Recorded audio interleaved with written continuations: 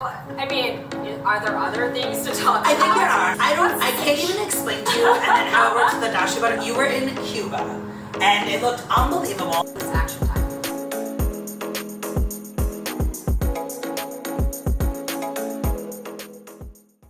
Hello everyone and welcome back to Off the Cuff with Galavante, and of course I am Regina DeChico, and with me as always is my fabulous co-host Christine Drinan. Oh my goodness, Christine. Well, I had to have you here today because I need to know. I saw you were in Cuba and it looked unbelievable. And I know this might sound like a naive question, but I'm like, can we be traveling to Cuba? I mean, what is the story with getting to and going to Cuba? What are regulations? What's allowed? How did you make this happen? Well, as you know, I'm on my journey to travel to all 195 countries in the world. And I've been to over 130 countries so far, and I always had Cuba on my list. But there have been times in our history, obviously, because there are embargoes, and they call Cuba a state of terrorism in some definitions, and so Americans were not always allowed to travel there. Though in the 1960s, Cuba was the place to be, and there was so much renaissance, like so many cool things are happening in the 60s, and so it's a place that had always been on my list, and I'd heard really incredible things about the Cuban people, and now we can actually go to Cuba. We can still go to Cuba, but you have to fall under one of the provisions that are the rules that allow you to go to Cuba. Right. And so the support of the Cuban people is pretty much one that all of us can fall under. They have education, they have religious, they have, just different other exceptions, but the one that most people can do is the support of the Cuban people. And that is actually not at all hard to do. It's not like you have to have any type of real documentation, but you do want to follow the rules. Sure. And so I am a rule follower in general when it comes to travel, because having been to so many countries, you want to just make sure that you're a guest in somebody's home, essentially. And you follow the rules, because not following the rules could end you up in a place that you don't want to be for a long period of time of your life. Or restrict you from traveling again. I mean, that's the thing too. If you get in enough trouble and you're sort of grounded per se, then you can't do the thing that you love, which is traveling. And like, there are people who are attorneys where you do something, you could lose your whole legal license. And so what I'm telling you is nothing illegal. I will tell you, there is a very legal way to get to Cuba, and it is how I did it. And it's the support of the Cuban people. But what that also means is, because of the embargoes with the Cuban government that the U.S. has, you can't stay in any place, or you can't support any place that is government owned. Oh, that's interesting. So there is research to be done. So you can follow all the rules, but you need the research to make sure you follow all the rules. Absolutely. And so you're not doing a DIY trip to Cuba. Okay. I think that's really helpful. Yeah. Like, you are not like sitting there researching what hotel you want to go to or what you want to do. What you're doing is you're working with somebody who knows what they're doing. And so what I always do when I travel, especially to a place like Cuba, I went to the people who are the top of the heap. And these guys did all the logistics for Chanel's fashion show that they had back in 2016. And so I thought, hey, if they did all the logistics for everyone who went to the Chanel fashion show, that was a very public thing, I want to work with these guys. Yes. And a couple of things have changed in their company, but I found the people who organized Chanel, and they hooked my girlfriends and I up on a trip that I think everyone should take. Really? Yes. So now, like, what is the cuisine like there? I mean, I feel like you sort of know, but I mean, when you got into it, I mean, what did you love about it? Because, like, I'm going to assume you loved it. I feel like that goes without saying. I'm getting those vibes that you loved it. Oh my gosh. Like, I want to send everyone there. In fact, I loved Cuba so much. We're adding Cuba to the travel show that we have that got picked up by a production company. And I think we're going to start shooting the travel show pretty soon. Oh, I love that. But Cuba is one of the episodes. And I fell in love just with the whole culture of Cuba, because unlike other Caribbean islands where they're really beautiful places, there's maybe not as much culture and like there's not as much history in the towns. You go into Havana and Havana is like this incredible, like almost like European city in so many ways. Like, they have such a Spanish colonial influence in Havana, and the architecture is gorgeous. They actually have a Capitol building because, like I said, the 1960s was heyday there. They had a Capitol building that is the same shape and model like our Capitol building here in the United States, but they built it just a little bit larger. Just to prove a point, maybe. Well, because back then, Cuba had so much potential and so much growth. And so getting to your question about the cuisine, because for me, it's like I will get on an airplane to eat anything that's delicious. We know that. You hear, I know, you can see all my food photos on my Instagram. It's like really obnoxious. But if you look at two different views on this, so there are the people who kind of like don't go with really great logistics, and everyone has a nice time, but I've heard from people that they didn't find the food very plentiful. Interesting. Which for me, I kind of really find hard to believe, because everywhere I walked in Havana, there was one restaurant after another, and we had a great company that gave us the best places to eat. Wow. And by best, I don't mean like where all the tourists are, because there still aren't a ton of tourists. Like they're just kind of emerging from this whole COVID thing.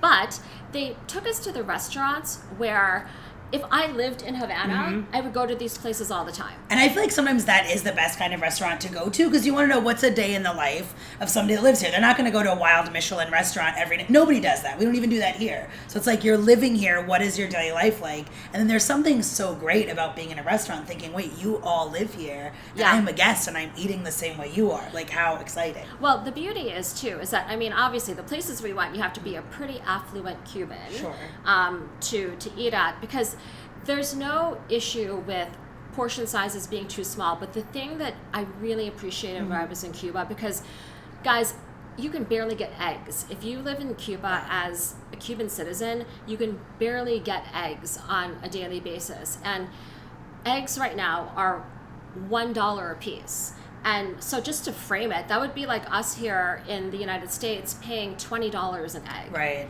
And so there is a lot of scarcity, but when you are able to go to great restaurants, because my God, the scene, the music scene, the food scene, the drinks, the cocktail places you can go, incredible spots, they don't waste anything. Okay. Everything is portioned so beautifully and so perfectly. Okay, I sort of see what you're saying. Like in some places, like in the United States, let's say it, it's like, oh, here's a mountain of something just to have a mountain of something. It's not necessary. It's too much. You can't finish it. And to your point, in Cuba, it's like, okay, we're giving you the right amount of this, which is probably how it should be here too.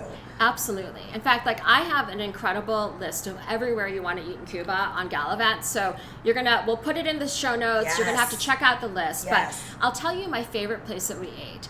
And that was when we went to the beach in Havana. We did not stay in a hotel on the beach, because all the hotels on the beach are actually owned by the government. Wow, okay. And going back to my thing about following the rules so you can travel, we did not do that. But we were allowed to go to the beach, which is right by Havana. It's a 45-minute ride away. We rode in this amazing classic car out there. Which is how it should be done in Cuba. So much fun, like a car from the 1960s. It's like time is like stood still. But we ate at this place on the beach. It was practically in a parking lot, and it was a shack. And they brought out the most incredible grilled fish and incredible lobsters. And it was just one of those your experiences that you have, and you're just like, this is why I travel. And so we did a lot of things that I think really supported the Cuban economy. I will also mention this other restaurant called GLaDOS, which is in Havana. Their chef is just somebody who has the most beautiful heart, and the hustle it takes to run a restaurant. Yes. To get the eggs, to get the herbs, to get all of these things, it is a logistical feat. But yet the Cuban spirit is they fight, they make things work, but they're so happy and just kind, and people are very appreciative. It's just one of those places where it's the culture, you just learn so much just from seeing people face adversity every single day. And so to run a restaurant in Havana is not for the faint of heart. No. Like when you have to hustle to get eggs, you have to hustle to get this, Yes. but then they put together the most simple, beautiful food. And so Cuban food, a lot of it, because they are a Caribbean island, they have fish. It's a lot of fish. Okay. Meat they have, but it's not as plentiful. That makes sense. You know, they have vegetables. The thing, though, with communism is that you have one type of tomato. you have one type of cucumber. Here you walk into a store and you have 30 different types of tomatoes. And so they're still coming out of that where they don't have the diversity of selection. Wow, that's almost a crazy thing to like comprehend. Yeah. It's like taking me a moment to be like, one kind of tomato? Yeah. And then you're like, oh, wow. It's extraordinary. Yes. But what they will do with what they have, the Cubans like make something out of practically nothing. It's like they're magicians. Right. Well, even you saying that restaurant, that's sort of like the parking lot. Yeah. It's kind of a thing of being like, no, I want to do this. This is my passion. I'm going to figure out how to do it in this area that normally would not work for a restaurant. So like that passion, their dedication, the hustle, I can hear it in the description of everything you did. Yeah, it was really extraordinary. So you got to check out that list of restaurants because like everyone deserves an honorable mention. But the other thing too that is extraordinary is the Cuban art. And that's another place where you can really support the local economy by supporting these very talented artists. And countries where people struggle so much is actually a place where the art is so interesting. Right, and that almost makes sense. It's like the people are on this journey, this struggle, and what's their one release? It's probably, it's like a creative release. What's the best thing you can be doing if you have that kind of a talent? It really is just so incredibly special to be able to go into an artist's home and be able to view their private collections. Also not for the faint of heart are the prices. Because well, here it comes, everybody. Yes, tell us about these prices. The prices they're not bargain by any means, because a lot of these artists are widely recognized. So of course you can try to find like the next up and coming artist. The diamond in the rough, maybe, but that could take a lot of time. Yes, it could take a lot of time. You can actually spend months in Cuba, exploring and like really getting ingrained to the culture. We were there for 5 days, and it was an extraordinary 5 days. I wish that there were hotels we could have stayed at in the beach. Right. But if you don't have an American passport and you have another passport and they don't have the same kind of sanctions, then there are beautiful luxury hotels that are opening up, like the Kempinski in Havana.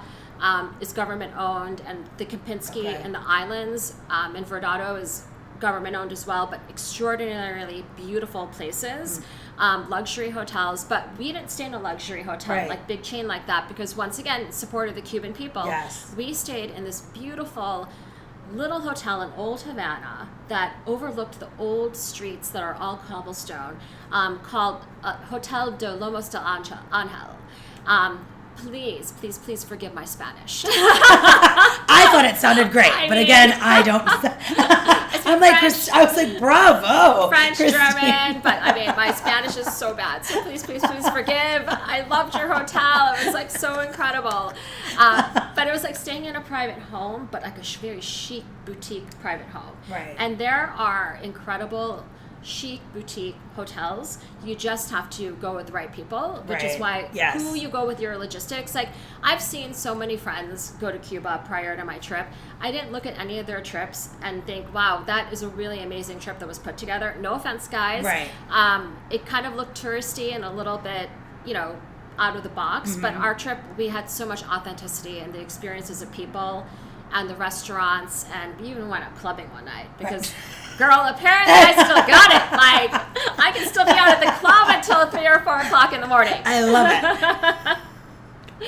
And how did the people treat you as a tourist? Because I feel like it's probably obvious you and your group of friends were tourists. I mean, when you have like 2 beautiful blonde-haired girls like you're running around with, and beautiful dark-haired girls. I don't know where you're going with this. I'm just saying, like, I can blend in anywhere. At least I think I can blend in anywhere. I was with obviously wonderful friends who are very attractive and they're Americans. I'm picking up what you're putting. Yes. But the Cuban people cannot be more excited to welcome you. And so that's amazing. It's the interaction, like I said, with the people, and it's a genuine interaction.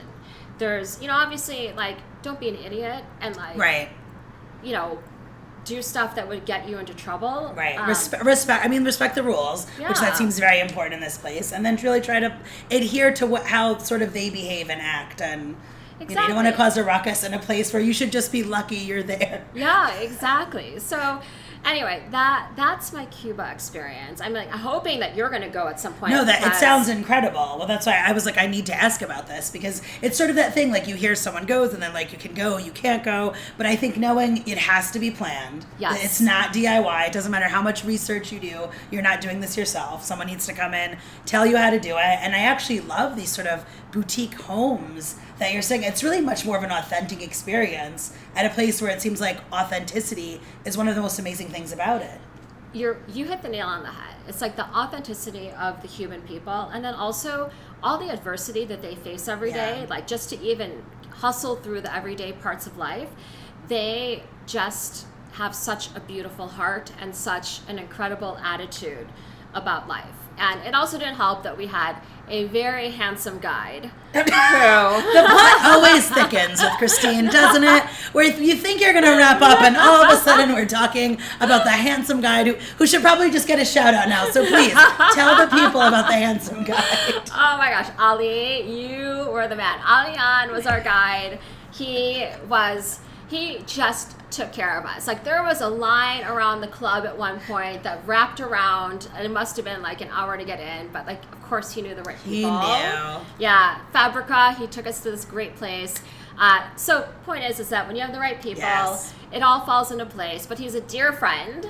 Really, really dear friend at this point. And I can't wait to get back there to film our show. Yes. And I can't say which celebrity we're bringing, but she is going to just absolutely love it. Oh boy. Yeah, we're going to volunteer at a film project because there is so much of the history of Cuba that's been passed on by word of mouth, but it's also been lost because Cuba's been so isolated for so long. But they have a film project where these kids interview their grandparents to get the oral history. I love that so much. That they're realizing this is important. We have to do this before we lose you, and let's get this down. I love that. It's such a beautiful project, and so having somebody who is a big movie star, who produces, directs, writes, and is also an actress. Right, we know you all guessed it. to have her come in and also just spend time with the kids, like we are really excited. So that is the next time I'll be in Cuba, and that is how much I loved it, that we actually replaced a whole episode on our series to add Cuba in. That's amazing. Yeah. Well, I think everybody knows now we have to go to Cuba. Yeah. It's got to go on the list. The list. And we know all the right people. So listen, Galavante is going to give you all the right, if you'll share Ali with us. I'm not sure if Christine will. Alian is like... There's a lot of them to go around. Alian. Oh, excuse me. I shortened it. I want to be close enough already. I'm trying to act like I'm friends too, but it's not. Okay. Alian, full name. All right, well, listen, let's go to Cuba. This was fabulous, Christine. Thank you for taking us with you to Cuba. Anytime, guys. All right, well, until next time, we'll see you back here at Off the Cuff.